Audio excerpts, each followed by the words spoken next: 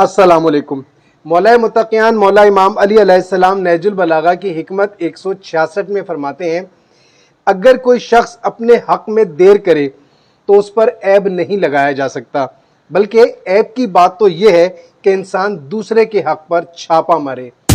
और हम क्या करते हैं बिल्कुल इसके मुख्तलिफ, कि जहां अपना हक लेना होता है वहां ज़रा देर नहीं करते। अगर रात है तो रात को ही पहुंच जाते हैं, और अगर किसी दिन का वादा है, कहीं किसी से कोई रकम लेनी है या कोई वादा किसी ने कर लिया है हमें कुछ देने का, तो हम वो लेने के लिए उस तारीख़ को ऐन वक्त पर, बल्कि उस वक्त से पहले पहुंच जाते हैं और अपना हक ले लेते हैं।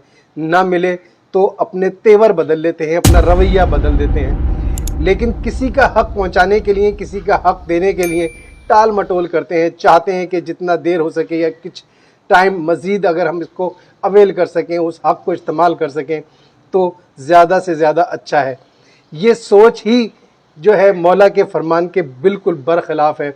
हमें कोशिश करनी चाहिए कि इस ऐब से बचें कि दूसरों के माल पर या दूसरों के हक पर छापा मारें, उस पर कब्ज़ा करें, उसकी हक तलफ़ी करें।